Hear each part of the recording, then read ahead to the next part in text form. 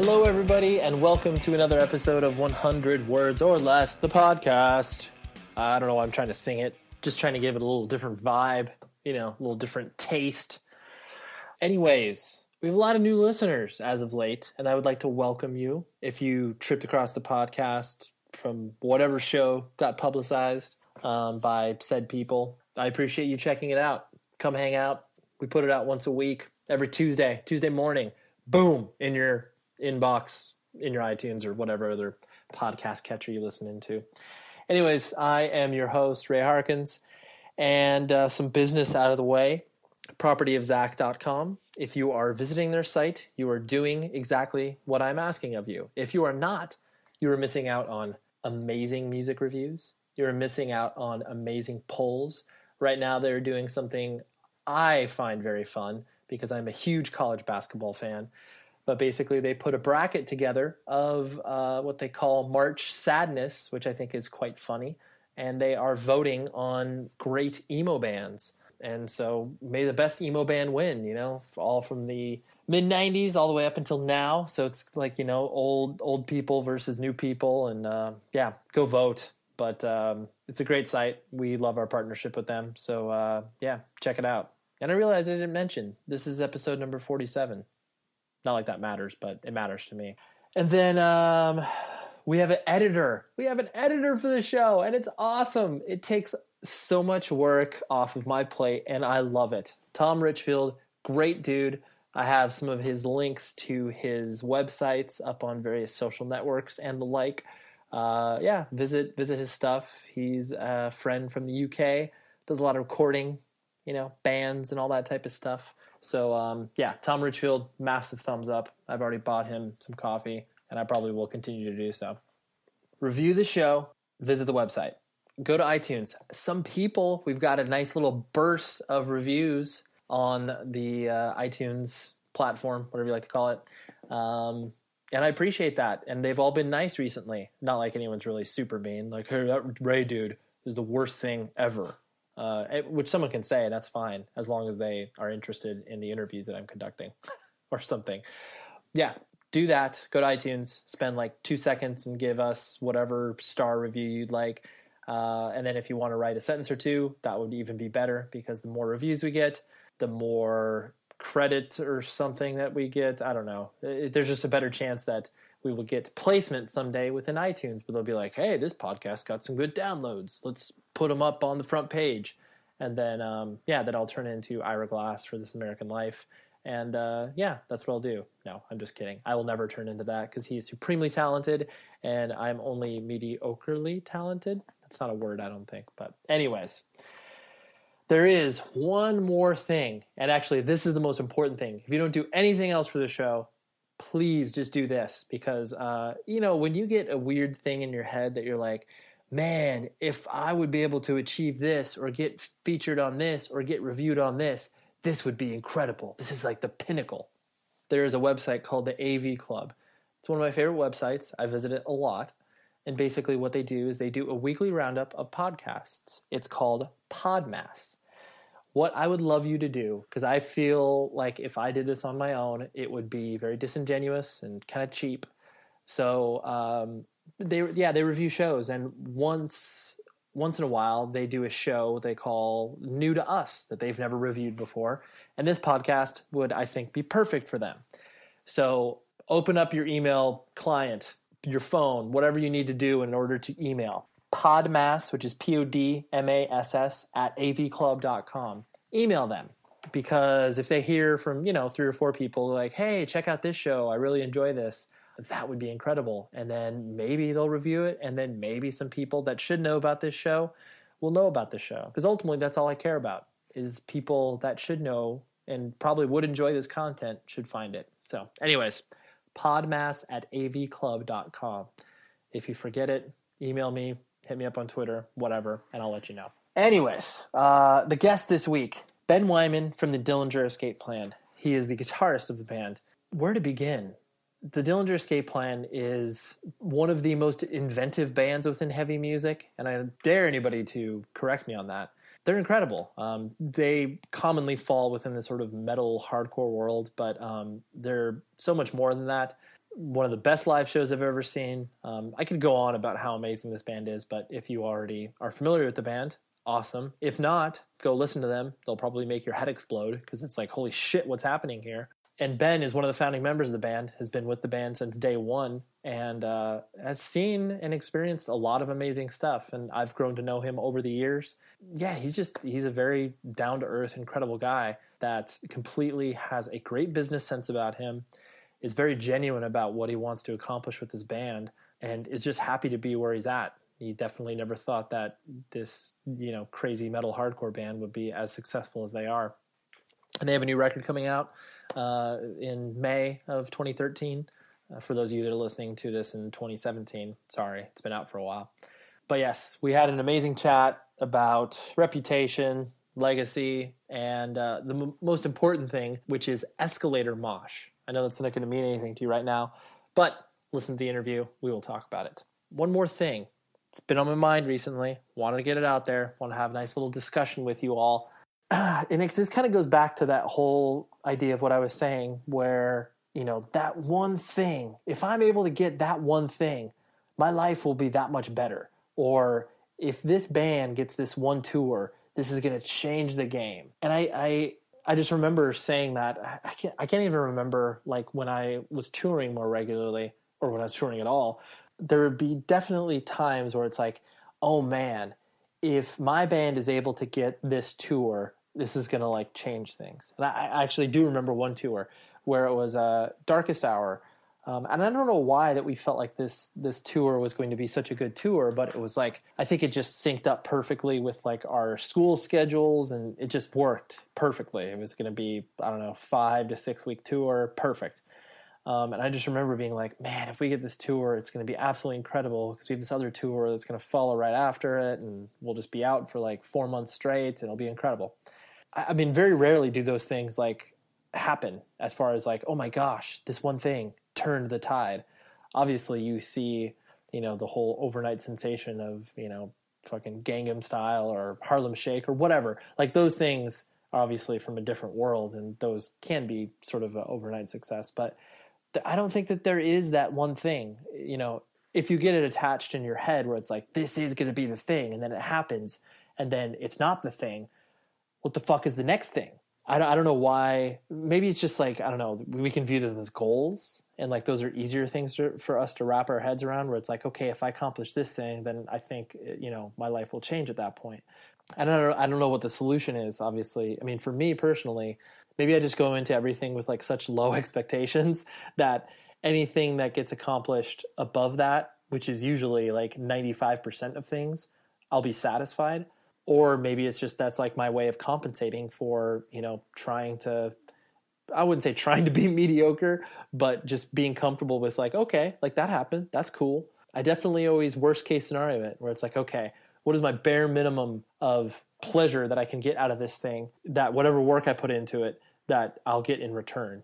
That didn't really make sense, but there's no solution to this. We always are going to have those things that we attach ourselves to, and then it happens, and then we go, well, that didn't change. Or maybe sometimes it does, and obviously it's fucking awesome, and then we try to figure out the next thing we can attach ourselves to. But yeah, I do believe, especially from the band world, where it's like that one tour will change everything. It's like, well, it may not change everything. It could help. Sometimes it could hurt. It could end up being like the worst thing you've ever done, but tell me what you think about it. You can email the show, 100wordspodcast@gmail.com. I always love to interact with people that way. Now, here's Ben, and enjoy the show. Wash it down the drain! Count the drain! Wash your smile down!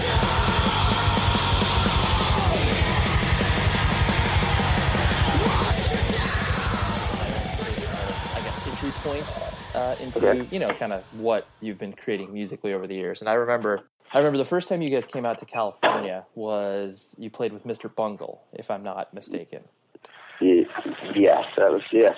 Yeah. That is, yeah. Yeah, and so I just remember, like, the anticipation to see you guys had been building for me on the West Coast, because it's like, your guys' reputation at that point completely preceded you, where it's like, dude, this band, fucking insane. Like, not only is the music obviously very technical, but then the live shows, you would just like, because this was kind of pre-internet. So yeah, exactly. You would, friends of mine on the East Coast would be like, dude, I saw them in a basement and like, they're like throwing guitars through the ceiling and stuff like that. And then like seeing you guys at, it was actually at the Glass House in Pomona. And so I just remember being like, not confused, but just be like, wow, these guys are kind of on a different planet. And that was only when you had your first EP out. Right. So, exactly. Yeah, we hadn't even had a full-length record out yet. Totally. Do you still find it hilarious that like not only that reputation still precedes you guys, and like, are you able to kind of have a sense of that now where it's just like, oh, that's weird that still exists in our world? Well, I mean, I can't say this. It's interesting because, as you're talking, like all kinds of things are going through my head and memories and thoughts and, yeah, evaluations of where we are now and where we were then.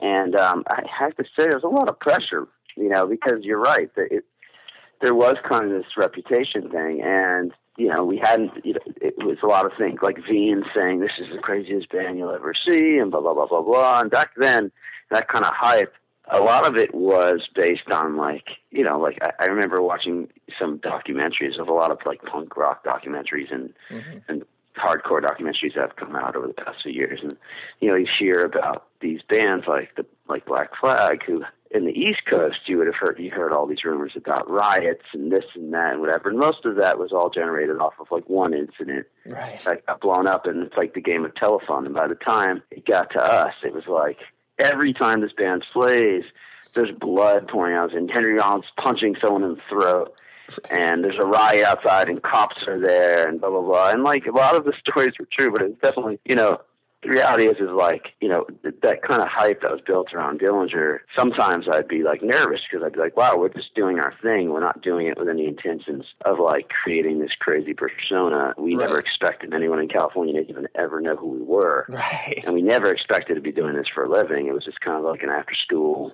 hobby, Yeah, yeah. And so then all of a sudden we're kind of in our job. Part of our job description is to show up and live, and live up to this. Right. No. All of a sudden that we never even expected. And I'm proud to say that mostly, almost every single rumor I've ever heard about this band was 100% true.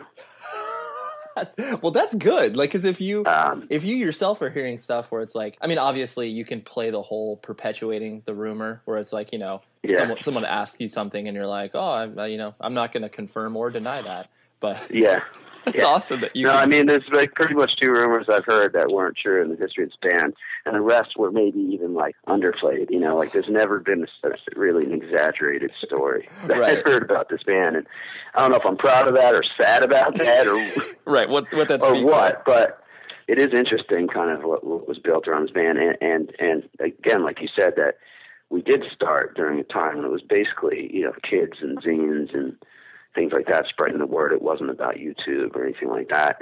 But at the same time, someone really did, like yourself, have to come and see it for themselves in order to experience it. And that's maybe one of the things I miss the most, is that you did have to like put yourself, on that subway or in that taxi or get carpool with your friends, an hour or 2 away to somewhere to check it out for yourselves, as opposed to just putting it in the search engine, You hit on an incredibly important point that I was going to bring up later, where in regards to the idea of sustaining what you do as a musical output, as far as like, all right, cool, like we know we're going to be a band for 15 years. Like you that obviously wasn't your thought when the first EP came out. And so like the fact that you've had to show up and, like you said, produce over these years and still maintain that level of intensity, but on a different level. Like, I imagine that was never the thought process. Yeah, no, you're right. I mean, it wasn't something we thought of. But hey, it like you said, you're still showing up, and that's great. Right. So you yourself, born and raised on the East Coast, or where'd you come? Yeah. Where'd you come up? I still live in the same neighborhood I was born in. Really? Yeah. Okay. I just never left. I mean, and Marsh Plains, New Jersey, a small little town, in North Jersey. We're about 45 minutes to an hour from Manhattan. Oh, okay. What exit is it off of the turnpike? But I never take the turnpike. But yeah, I heard that one before. But, of course you did. Yeah, no, it's a small suburb. About an hour's train ride from Manhattan, and so it was a cool, it's cool growing up in this environment and being able to have access to all that culture so easily. Right. And so essentially, it's a suburb, like total, what you would anticipate, yeah, you would imagine. It's total. Yeah, when my friends from overseas come to visit me, they've always been like, "Oh, it's like American Pie or something," football players and cheerleaders and white picket fences, Sure. Do you have any siblings? And what did your parents do? Like, when you were growing up? Well, I do. I have an older sister, and my parents were in education. They worked at colleges and universities and stuff like that. Oh, okay. So, were they teachers, or were they just kind of in the? Yeah, well, my dad was a teacher. Okay. He taught American literature, and he was he's got like a doctorate in. Oh, wow. In literature. And so, both my parents have doctorates. My mom's a psychologist now, but she was a counselor as I was growing up in a university, and was continuing her education later on. Wow. To become a psychologist. So education was always really important in my family. Right. I'm going to not go to college to play in a avant-garde metal band was not necessarily the most right. Well, yeah. And then having cheerleaders in that department, but I did end up actually because of, I grew up around education and stuff like that. I did end up going to school and got a degree in psychology. Started a master's, but that was all happening during the during the time this band was forming and really getting active. So that was an interesting thing too to have. I think that's a big part of why this band is the way it is. Was when I was writing these songs back in the day, it wasn't like I was sitting there just surrounding myself with only like metal and hardcore and punk and like just fuck the man, fuck my parents, fuck. I was literally sitting in class all day, in lectures all day, and then instead of going to some college fraternity party, I would like run home and down to the basement and start writing music, and just the outlet of being able to play a show after finals or sitting in lectures all day and stuff like that was just such an amazing thing for me. I mean, especially when you're younger, you don't think about the context in which you're writing music. Like, you obviously have a desire to play in a band. Here's the bands you want to sound like. But when, obviously, as you get older and more responsibilities come on your plate, you definitely have to make calculated, you really have to make an effort in order to produce music or whatever passion you're trying to pursue. So it's interesting that that was like, that the influences weren't just, like you said, the sort of low-hanging fruit that most, teenagers are experiencing. And in the conversations I've had on this show, basically anybody that's ever had any sort of teacher as a parent always says the same thing, where it's just like, yeah, like, it fucking sucked when I had to tell my parents that I wasn't doing school, but I still wanted to do school. And like, it's so funny that is ingrained in our DNA, because I was the same way. My mom's an English teacher, and it's just like there's no way that I would not eventually pursue a degree. It was just a matter of the timing of it. Exactly, it's a matter of just making it your own choice, I guess. Yeah. Mm-hmm. Yeah. And so, that's interesting. As you're growing up in high school, like, what sort of roles did you find yourself filling? Like, were you into sports, or were you a dude that's kind of just stayed indoors? Where did you find yourself? When I was coming up, I had a really hard time in school. Okay. And and that was probably hard for my parents too, because they were, education was so important to them, and I had a hard time just focusing on schoolwork. Were you diagnosed with like a learning disability, or was it like? I was diagnosed with a learning disability, and so my parents were really adamant about like not letting that define me. School was really hard, and I was being, honest. When I was younger, I had to go into like these special learning disability classes, and that was really tough on me, being ripped out of class in front of people. And really quickly, I figured out that I was going to have to find my niche as far as what was going to make me special, because it wasn't going to be raising my hand first. It wasn't going to be like, any of those things. Mm-hmm. And, the typical, like, curriculum and way of doing things just didn't work for me. And I learned pretty quickly that I was going to have to kind of compensate and find my own ways of doing things. And music was definitely the first, avenue that really made sense to me as far as, like, how to absorb information. Right. And I really learned quickly that I was good at it, even just tinkering around on pianos and stuff like that. I clearly had something that, like, my friends didn't. Did your parents, was music like an important part of your parents' life? Like, how did that kind of become? It was, but ironically, they never, I guess their generation would have been things like the Beatles and stuff like that. Right. And they never got into any of that stuff that, now I love and is a huge part of my listening catalog right now. But all these things like the Beatles and David Bowie and the Who and Led Zeppelin and all that, the music of the 60s and 70s, they didn't listen to any of that stuff. They listened to stuff that, like, our grandparents would listen to. Oh, interesting. They never knew anything about rock and roll. My dad was into musical theater. We would go to, like, New York every weekend and get, like, cheap tickets to, like, a Broadway show or something. Oh, wow. And I grew up around all kinds of, like, Broadway musicals. I saw, like, the original casts performances at, like, all these amazing historical musicals growing up and stuff. Sure. It's funny, but that had a huge impact on me because some of that stuff was so dense and it told a story and it was based on dynamics of what was going on as opposed to just, some formulated structure. Right. And it really, seeing those kind of, like, orchestras in those pits playing all that percussion and doing all these interesting things with all these different various influences based on what the musical was or the show was, really had a huge impact on me. Yeah. And it was definitely the darker stuff that I enjoyed the most, stuff like Sweeney Todd and things like that. So I definitely think that he had a huge impact on the kind of music that I want to make. Yeah, that's so interesting because, like, I honestly, I've never really thought about it in that context because, mostly our parents of that generation that you're speaking of, it's like that was obviously like pop music. And, like, when I first started to listen to music, I never broke it down as far as just like, oh, this is how they write music, or this is, like, Right. kind of how a guitar works. Like, you just listen to it. But the fact that you were able to kind of see in the most, visual representation possible, like, how these instruments work together, like, that's obviously a unique experience, like you said. Yeah, definitely. It was definitely a good experience. And I also get along with gay people really well. You're like, I understand. I grew up in musical theater. Right. And I the fact go to Les Miserables movie and have a reference point and have to understand everything. Right.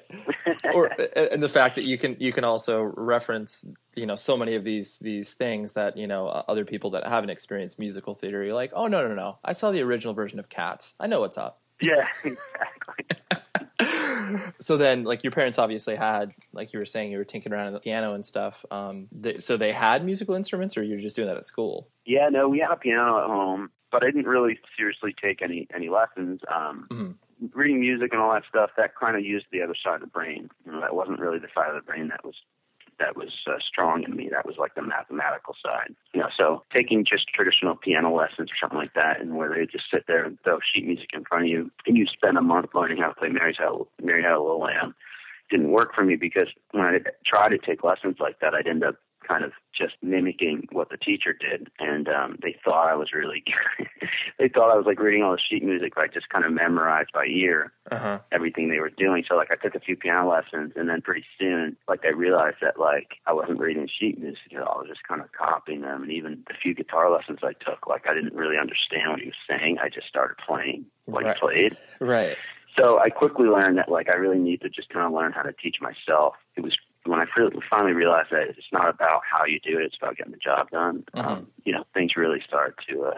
I really started to gain a lot of confidence and started making bands and started actually doing well in school and all those kind of things. So, music was a huge part of all of that.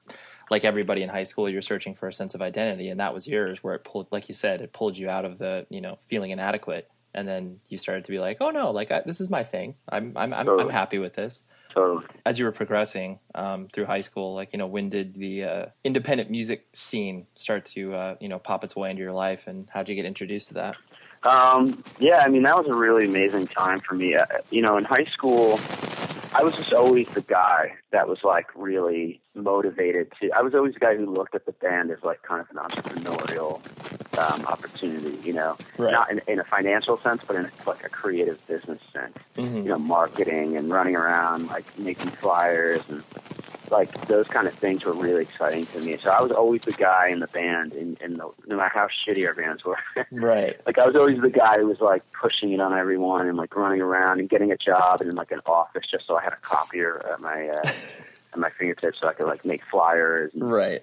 I remember I got fired once because there was a supply closet that had like double-sided tape that was really expensive, and I used all of it to make stickers. Oh, that's incredible! I made photocopied 1 million pictures of my band and then covered at the back with double-sided tape and cut them all out. I spent the entire time working using the supply closet to make stickers for my bands and set plaster them all over the school. Dude, that's incredible. I love nothing makes me more nostalgic than those days of do you know a guy at Kinko's? Like maybe we can do our layout for like a penny, and it was the best. Oh, that was like the next level. That was like if you could find someone at Kinko's. It was the gold. Give you those cards. It would give you those like copy cards and stuff. Oh, those were set, man. Totally. Like a billion flyers for like nothing. Right. He's like, all right, show up at 3 a.m. Yeah. And then I'll be able to do it for you. Exactly. He's like, I'll hook you up. That's incredible. Yeah. I mean, it was really like that. It was like you start just doing things like on your own like that, and then you really quickly get immersed in the whole DIY scene, and then you discover the Kinko's thing, and then we discovered using dialers to make free phone calls on payphones. Right. And then it was just one thing after another, and you just get absorbed in this world. You start, putting on shows, or just, you realize that you don't really need anybody else. And there was one club in our town that was just kind of this club called Obsessions, and it was just kind of like shady guy that ran it, and he'd try to just put bands on the bill, and they'd have to sell like a certain amount of tickets in order to play, and he had you like running around like begging your family to buy like 1,000 tickets. Right. And it was just really quickly that just didn't sit well with me, that kind of thing, and when I found punk rock and I realized that you didn't need any of that in order to play shows and go to shows and be a part of it, it really quickly appealed to me. So right, well, yeah, I guess during high school that I got into all that stuff. Right, yeah, and obviously it speaks to your personality. When you start, did you start to desire to play in bands like in high school? Like, was that kind of the first taste where you were like, oh yeah, or was it like once you graduated from high school? Yeah, it was definitely in high school. Yeah, I had a guitar going in high school. It kind of sat in my closet. And I'd pick it, I'd like grab it and just play around on it and then throw it back in. I never took it really seriously. But in high school, meeting other people who played instruments and stuff, it was, took it pretty serious. Right. And so what would be the sort of quote unquote first official band that you like played an actual show with, no matter how terrible it is, or if it's a high school talent show, that's completely fine. Well, yeah, man. Well, the first band was called Legend. And I think there's a band around right now that's called Legend. So maybe it might be ex-members. I don't know. But yeah, they brought the legacy lives on. Yeah, but it was called Legend, and we played a church lock-in. Dude, lock-ins should come back. Like that concept is amazing to me. They lock you in a church all night. What are we going to do with these kids? And like, I remember in junior high, because like I went to like private and religious schools like my whole life, and it seemed to me like in junior high, it seemed to me so ridiculous because they're like, okay, let's put boys and girls in a locked gymnasium where all they're going to try to do is figure out ways to misbehave or try to make out with one another. Like I was like, what? Why would you do that? Exactly. So did you have like a 7-hour set?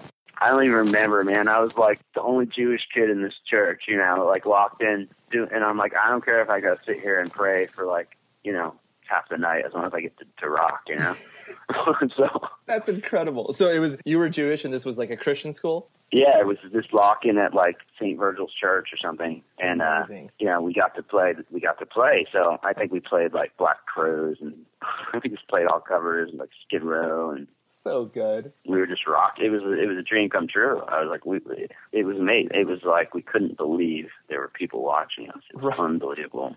It was awesome. That's so good.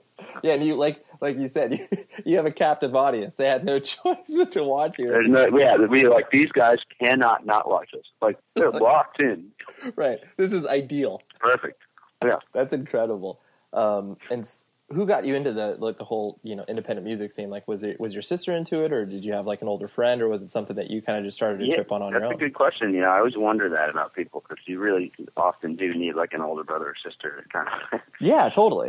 My sister was not into any of that. We shared a love for Journey. Okay. And we both enjoyed the Jack Wagner 7-inch.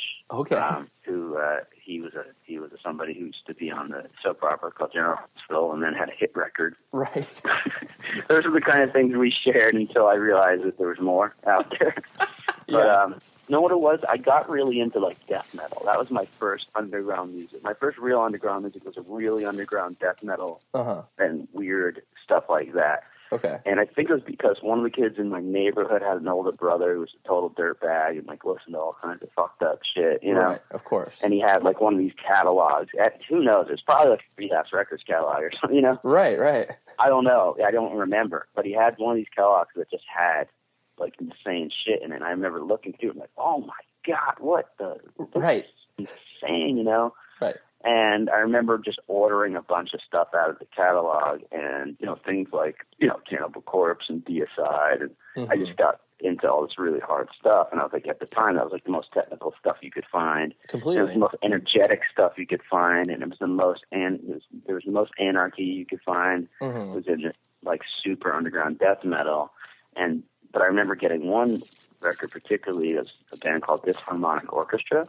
Okay, yeah. And they had like kind of like jazzy kind of fusiony things going on in this death metal, and that really stuck out to me as like interesting. I was like, I think that was maybe one of the first things that led me down the path of doing more kind of eclectic, heavy music or something. Right. You can put these influences or these musical stylings that don't typically make sense together, but you could weave it, and it's doable. There's another band that's done it. Right. Totally. And then, and then in my area, when I started to see some of these bands, there were a couple kind of hardcore bands that were like playing with them occasionally. Sure. I think I don't remember, but I started seeing some of because like some of the New York hardcore stuff, it was like on the edge of like being metal and being hardcore and stuff like Cro-Mags and stuff like that. So I started going to shows, and you'd see like a band like Obituary play with like Madball or something, or Cro-Mags, or occasionally that would happen. And I think one of those occasions I was at a show, and it just grabbed me, like the whole hardcore thing. I was like, whoa.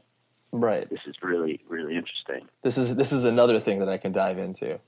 Yeah, and it just put me down that path. So. Yeah, that's interesting. And I was just, going to see the GVs, and they'd see Reno and fucking Coney Island High, and going over to the Village constantly to see hardcore shows. Sure. You kind of hit on this topic earlier, but at this point, was the relationship with your parents strained at all? And then obviously after you got into this stuff and you started going to shows, and your parents clearly have no context for this, like what was their reaction? Well, I mean, I don't think they know that I was going to have these shows. What would you say then? Well, but one of the things, I ended up having a girlfriend in New York City. Oh, okay. When I was in high school, I met this girl at camp or something, and she lived in New York, and so my girlfriend for all of high school was this chick that lived in New York. So it was funny because like she'd come to New Jersey and my hometown. She had like a nose ring and like black hair, and like everyone was like, "Whoa, that's so crazy!" Like yeah. That dude Ben rolls with some crazy, wicked people, from New York, from New York City, like. Right. So I was immediately kind of like this different breed, just, as soon as I got immersed in this world and like kind of like hung out with people from New York and all this stuff, and I wasn't confined to like the town. Sure. Yeah, I mean, I'd go hang out with her and visit her, and her parents were a lot more lenient than mine. So as soon as I got under their supervision, I was able to just like, all right, later.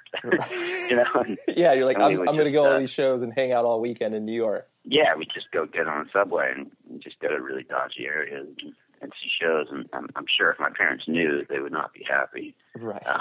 So they were basically like, all right, as long as we're not getting phone calls from the cops when Ben's out, he should be okay. Yeah, basically. I mean, I don't know. I mean, it was hard because they definitely were not stoked with some of the things I was doing, but sure, you know, we figured it out. And, right. Were you? you know, I mean, were you? eventually, they can't really stop you. So, Well, yeah, totally. I mean, it's one of those things. Like once the train has left the station, all you can do is like, you know, hopefully it stays on the tracks. right. And then, like you mentioned, like obviously as Dillinger started to become more of a presence in your life, how did that conversation go? Where it was like, okay, well, I'm not going to go to college, and like, were they just like, you're throwing your life away? This is a terrible decision. Well, I did go to college, and that I think what the big thing there was that I did go to school. I actually, you know, when I finished school, I was doing pretty much Dillinger throughout. Started Dillinger while I was in college, and then would do it, you know, weekends. Got through school, did very well in school actually at that point, and then got a really great job at this corporate job, you know, stock options and, you know, a name on the office with my name and metal, you know, like a metal plate, you know, like sure. It was like, you know, I had this job and, you know, I'd have to put a tie on and go to work, and I'd be just thinking about Dillinger constantly and how I can do this and what's going on with Dillinger and shows, and just again, like it transferred from being in school and being excited to go play Dillinger to just getting this job and things starting to happen. Like, you know, I was in this job during the time that we got the Mr. Bungle tour, and we were about to put out our first full-length Calculating Infinity, and we had some hype off that EP on Relapse, and so we'd already taken that step towards some kind of success. You know, we were signed, we were getting gigs, there was hype, but, you know, it wasn't like a career yet, you know, it wasn't like, you know, anything like that. So they were just happy. They just saw me hustling, you know, they were like, this guy, I was just working so hard all the time, whether it was in school or work, and Dillinger, I was doing everything, like full on, just pushing so hard. So they just were proud of me, honestly. They were just like, this guy's an animal, you know? Right. Well, no, that's... He's just like, how can we complain, you know? He's like... Right. Well, no, that's cool because when, you know, obviously when you have to cross that bridge and be like, all right, I'm dedicating myself to this, as long as your parents have a sense of like what it is you're trying to accomplish, and like you said, that you're doing hard work in this. It's not like you're just like, you know, sitting around jamming a guitar for like, you know, 12 hours a day. Yeah. It's like, that's a huge difference because obviously like you totally hear the stories of like, oh dude, I'm going to move to LA, and parents are like, what the fuck are you talking about? Like, this is a terrible idea. But then totally, and I was realistic. I wasn't moving to LA. I was like staying in the area, just doing it the right way. Like I was working hard, you know, and you know, it wasn't like a pipe dream thing. It was like I realized, like, don't put all my eggs in that basket. I'm doing my other stuff. I'm working. I'm studying. I'm doing the band, and they saw that I was doing it for the right reasons. I mean, I was just truly passionate about music and playing, and at that point, I didn't expect it to be some kind of, you know, the decisions we were making were not decisions to try and like become famous and like move to Hollywood and become some famous band. Like it was really something different, you know? Yeah, no, for sure. Because it's like, yeah, like, you know, as all the other things you've indicated in your life, like, you know, you wanted to do something on your own. It wasn't defined by this conventional wisdom. Right.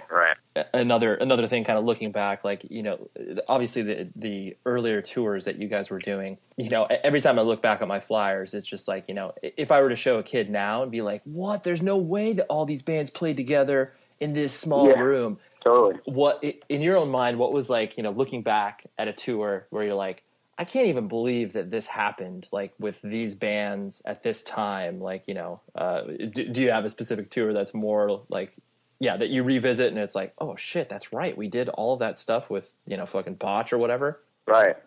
I mean, that's a good question. There's all the time, you know, I run over, I just, man, that's definitely a good question. Yeah, I know. I I see flyers all the time, and I look at posters I have and stuff like that, and I'm like, man, this is crazy. Yeah. No, I know. I'm putting you on the spot, and I realize that's difficult to rifle through your memory banks. But yeah, it is. I mean, you know, it's definitely interesting to see people that I don't know, man. I mean, I'm looking at a poster right now on my wall from the Take Action tour in 2004. Oh, right. And then we headlined that show. It was a South by Southwest show, and like under us was Against Me, you know, International Noise Conspiracy, Ted Leo. And it's interesting. I'm looking at it. And it's funny too, you know, kind of to that point as well. It's like, because of what you guys have done, like obviously you played with a lot of, you know, metal, hardcore bands, et cetera, et cetera. But you, you know, you rose pretty quickly above that sort of, you know, basement scene where it's like bands that were, you know, more whatever, you know, obviously like, you know, Cody and Cambria, like all those other bands that lived outside of, you know, that typical world, but still obviously have a root in independent music. You know, they wanted to take you out, just like obviously the relationship that you guys have with, you know, Deftones. It's like, that stuff started to just like really permeate for you guys, where it's like, oh yeah, like, I mean, like I said, your first trip out to California was with Mr. Bungle, and like, you know, what? Like, how's that going to happen for a hardcore band? Yeah, that was unbelievable. I mean, yeah, it's been such a whirlwind, and it's never been. It's hard to say. You know, people say, what were the big jumps in your career, or what were the big things? And there's just been so many, and that's the reason why we're still here, is because there's always something that's exciting happening, that's new and different for us. And it's never been one. There's never been one tour or one incident that's like made a huge difference, I don't think, in a like real impact. It's just been this collection of all these things over so many years, and just honestly just surviving and still doing it. Not, you know, and has been really the biggest, I think, benefit for us. You know, it's just the fact, and the most impressive thing to me is just that we're still here. Right. No, totally. Because it's difficult to put obviously everything in context when you're still involved in it. The most difficult thing is keeping a band together, period. Like that's hard. Like, I know it seems like such a simple task, but like, especially when people start playing in bands, you know, they're in their, you know, late teens, early 20s, and it's like the most tumultuous time in people's lives. And like you said, the proof is in the pudding. The fact, like, well, we're still standing. Yeah, that's successful. Yeah, serious. And like you were mentioning earlier, where you were really drawn to the, you know, being sort of the business guy of the band. Because anytime you hear about the dude in the band that like handles the business and like, you know, manages themselves or whatever, more often than not, it's like, oh, that dude can't do shit. Like, he is terrible. He just, you know, he won't answer your email for like 2 weeks or whatever. But what always impressed me with you, that totally was never the case. Like, you were. I mean, I'm sure there are times you checked out, but that's, you know, that's human nature. But So I find that interesting that you were always willing to take on that role. And for one, you weren't a singer, because that always happens to singers. Right. Obviously, you still derive a lot of enjoyment out of being that, you know, sort of central, you know, hub for the band as far as the business dealings are concerned. Well, I mean, I think that, you know, it's just like being the guy that, you know, the one original member that's been in the band since day one, and since those, you know, early days of those exciting things happening. And, you know, as we talked about, there was a certain ethic and a certain kind of thing that was surrounded the inception of this band, you know, and it was a huge part of why we are the way we are, sound the way we are. If anything, it hasn't been about like having control over everything, or it's been more about like kind of like the responsibility. It's been a responsibility. I just feel like, you know, the fact that we're still here, and that we've lasted as long as we have, and you know, we're still somewhat relevant, at least in this world of all this new stuff going on and all these fads that have come and gone. It's like, I just feel like I've always felt like I have a responsibility to kind of maintain that legacy, and to just make sure that we're standing true to some of that ethic that we started with. And so I've always wanted to make sure that was in my hands, you know, that it couldn't, you know, to at least some degree. You know, you can't control everything, and obviously, you know, other people are contributing, and of course, you know, and the band evolves and changes. But I've always felt like it was my responsibility just to make sure that some of that, you know, some of that attitude and some of that ethic from the early days still stays. You know, that print is still on it. You know. Yeah, no, I like that. I like that philosophy, because it's hard to do that. And obviously it's like, when, you know, the whole saying, like, you lose the forest from the trees, it's, you know, that's totally applicable to this, where it's just like, you know, if you didn't steer the ship as closely as you have over the years, like, you know, Dillinger may have changed to the point of where, you know, you can't trace the lineage as well. You know, you can't see what the band has done over the years. It's like, you know, sonically each record sounds much different than the last. You can still trace everything back, not only musically, but like you said, philosophically, where it's just like, oh yeah, the band is essentially still the same band. Like they're not right. They're not fucking rock stars. That's been the difficult. That's been really the challenge, and that's been the most exciting thing about this band is to continue to evolve and change and try new things and not get bored and not become a band that just has to put out the same record over and over again, but still, like you said, maintain that stamp and that attitude to some degree where you can still trace the lineage and it's still the same band. Yeah, no, that's been really the biggest challenge, and I think what I'm most proud of, I guess. No, for sure, and that's something that you should be proud of.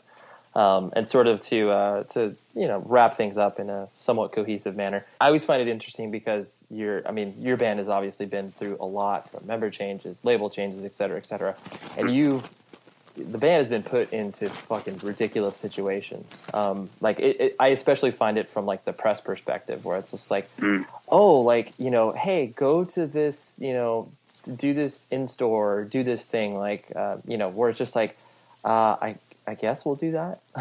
What memories trigger from that, where it was just like the most either awkward, press experience, where, or it was just something where you're like, wow, this is a ridiculous opportunity. We get to play in a boat or whatever, some of those ridiculous things that you've had to participate in.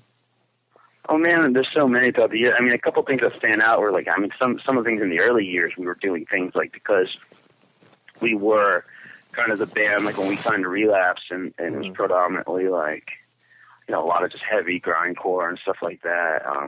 I guess because we were on the label was cool. It was cool to be on it. It was one of my favorite labels growing up, and to be on that label was amazing.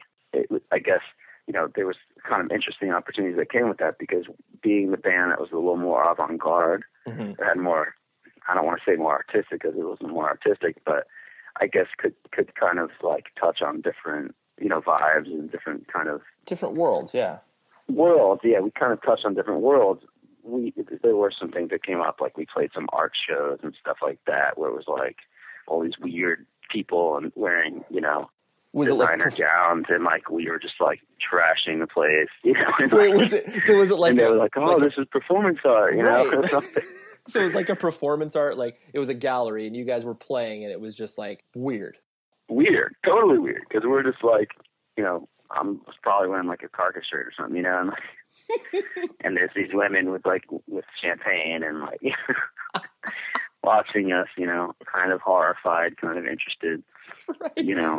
Anything from like those things to like the simple things of just the early days of just playing anywhere we could, where we're like, okay, we're playing this coffee house, and there's people drinking lattes, playing Scrabble, and like Dimitri's like jumping on the table, like right. While they're trying to play Scrabble, like kicking their board over, and they're just like, what the fuck, I don't want this. To us, playing with Old Dirty Bastard in New York City, right? We opened for Old Dirty Bastard like 2 days before he died. Wow. And that was weird, and having a room full of like kind of Wu-Tang fans just be like, whoa, this is crazy, Right. What are these white boys doing on stage? Yeah, exactly. Yeah, some interesting things. That's funny. Two of the most, the sort of like we were talking about, the reputation preceding, you. I just always remember the crazy fest, like, when you guys were throwing equipment in the river or whatever. And then, obviously, like you spoke about, like the fire breathing when, Dimitri was doing that. And then, I always love that video of, the Virgin Megastore in-store where Greg's just swimming over people. Like, that was an amazing experience, like looking back, because again, it was just one of these things where someone's like, yeah, we're doing this benefit for the tsunami, and do you guys want to play? We're like, yeah, definitely. A lot of people, a lot of tragedy over there. Let's just show, right, show support. But at the time, we all lived on the East Coast, so we're like, let's just go there with our guitars on our backs and play a show, Right.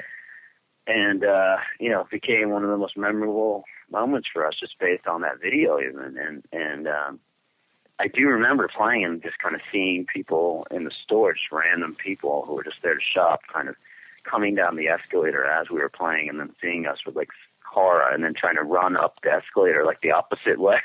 Like, I do not want to get down, because the escalator pretty much went down and you walked off into a pit, into that pit that you see Greg jumping on, and it's like, I remember seeing like these girls coming down the escalator to go, to like shop, and like being like, and like running back up, like trying to beat the escalator. Dude, that's and I'm sitting there playing guitar, watching it like I'm watching a show. Like, and I had to remember, wait a minute, I'm playing. I gotta like get that focus again. Right. Yeah, the fact that you had like the wherewithal to recognize that and be like, oh, this is hilarious. Basically, like, they're plummeting to their doom in a way. Yeah, they're being fed to the lions, basically.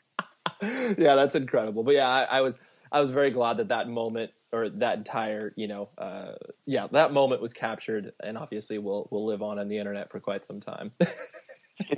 It's funny because like that kind of stuff happened all the time, and it's like, with YouTube, it's funny and it's cool, but it's like funny because, like we said, you had to go to the shows back in the day, but like, somebody happens to have a video camera or something, and all of a sudden it's like this defining moment. Mm-hmm. But that's not like that wasn't like, and still isn't like an odd Dillinger show, No, right.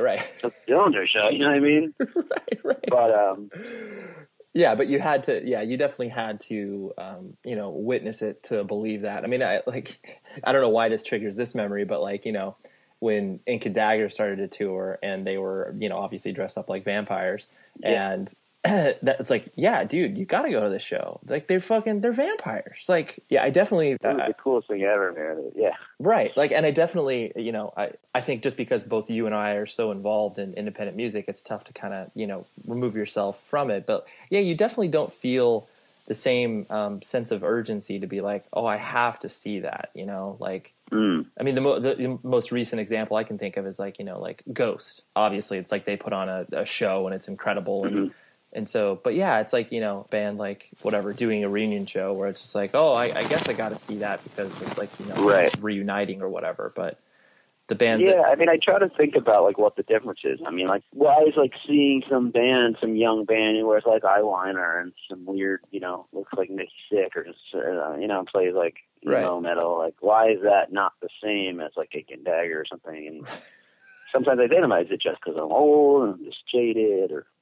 Right. But I don't know. I think a big part of it is the fact that it wasn't something that was. It was more artistic to me. I mean, it was like.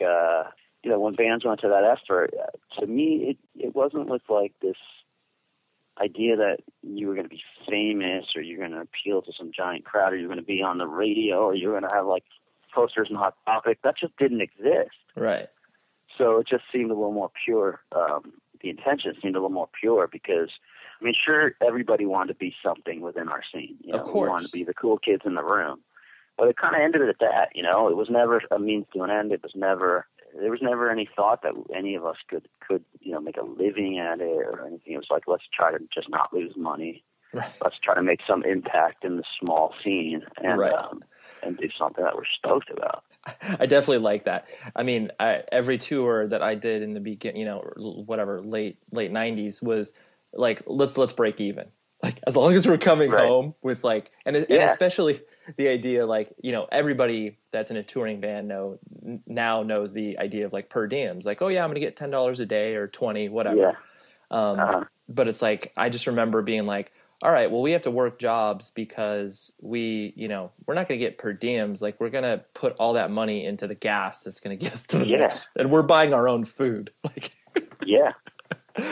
But yeah, no, it's definitely a difficult balance to be able to like maintain the perspective, especially it's like, a person such as yourself, who's obviously, it's like, you can tour with some of these bands, like, they, they obviously are so far removed from the context that, you've grown up in. So you have to, you more than they do have to do a lot of work in order to kind of like, get into their mindset. Like, they look at, they look at Ben from Dillinger and are just like, oh, that dude, that dude shreds or whatever.